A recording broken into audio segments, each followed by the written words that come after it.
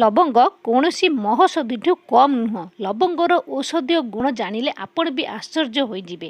ସାଧାରଣତଃ ଲବଙ୍ଗକୁ ଆମେ ପାନରେ ଦେଇ ଖାଇଥାଉ ଓ ଖାଦ୍ୟର ସ୍ୱାଦ ବଢ଼ାଇବା ପାଇଁ ଅନେକ ସମୟରେ ଲବଙ୍ଗକୁ ଏକ ମସଲା ଭାବେ ବ୍ୟବହାର କରାଯାଇଥାଏ।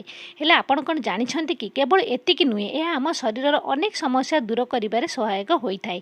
ତେବେ ଛୋଟ ଛୋଟ ସମସ୍ୟା ପାଇଁ ଆମେ ଔଷଧ ଖାଇବା ବଦଳରେ ଲବଙ୍ଗକୁ ବ୍ୟବହାର କରି ସମସ୍ୟା ଦୂର କରିପାରିବା। ତ ଚାଲନ୍ତୁ ଜାଣିବା ଲବଙ୍ଗର ବ୍ୟବହାର କିପରି ଆମେ ଆମ ଅନେକ ରୋଗକୁ ସମାଧାନ କରିବା ପାଇଁ କରିବା।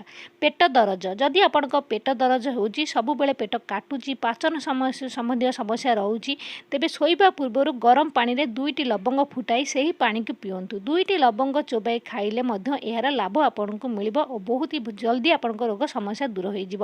ମୁଣ୍ଡବିନ୍ଧା, ପେଟ ଦରଜ ସହ ଏହା ମୁଣ୍ଡବିନ୍ଧା ମଧ୍ୟ ଭଲ କରିଥାଏ।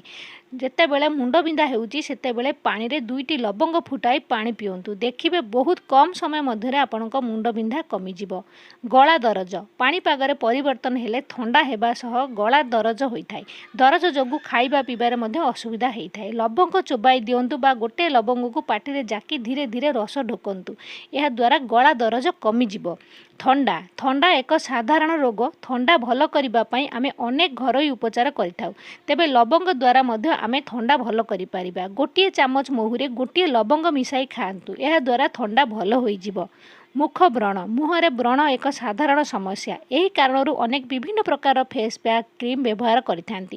ତେଣୁ ଆପଣ ଯେତେବେଳେ ଫେସ୍ ପ୍ୟାକ୍ ବ୍ୟବହାର କରୁଛନ୍ତି ସେତେବେଳେ କିଛି ଲବଙ୍ଗ ତେଲ ଏଥିରେ ପକାଇ ଦିଅନ୍ତୁ ଏବଂ ଫେସ୍ ପ୍ୟାକ୍ ଲଗାନ୍ତୁ। ଦେଖିବେ ବ୍ରଣ ତ ଦୂର ହେବ, ତ୍ୱଚା ମଧ୍ୟ ଆପଣଙ୍କର ଉଜ୍ଜ୍ୱଳ ହେବ।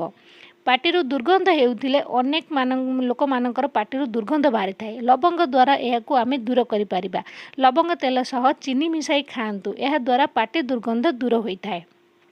ଦାନ୍ତ ବିନ୍ଧା, ଦାନ୍ତ ପାଇଁ ଲବଙ୍ଗ ଏକ ଉପକାରୀ ଜିନିଷ। ଦାନ୍ତ ବିନ୍ଧା ହେଉଥିଲେ ଲବଙ୍ଗ ଦାନ୍ତ ମୂଳରେ ରଖିଲେ ଦାନ୍ତ ବିନ୍ଧା ଦୂର ହୋଇଥାଏ। ଏହା ନିୟମିତ ବ୍ୟବହାର କରିବା ଦ୍ୱାରା ଦାନ୍ତ ମଜବୁତ ହେବା ସହ ଦାନ୍ତ ଜନିତ କୌଣସି ସମସ୍ୟା ରହେ ନାହିଁ। ଆଣ୍ଠୁଗଣ୍ଠି ଦରଜ, ଅଣ୍ଟା ଦରଜ ହେଉଥିଲେ ଲବଙ୍ଗ ତେଲକୁ ମାଲିସ କରନ୍ତୁ। ଲବଙ୍ଗ ତେଲ ଆୟୁର୍ବେଦ ଔଷଧ ଦୋକାନରେ ଆପଣଙ୍କୁ ଅତି ସହଜରେ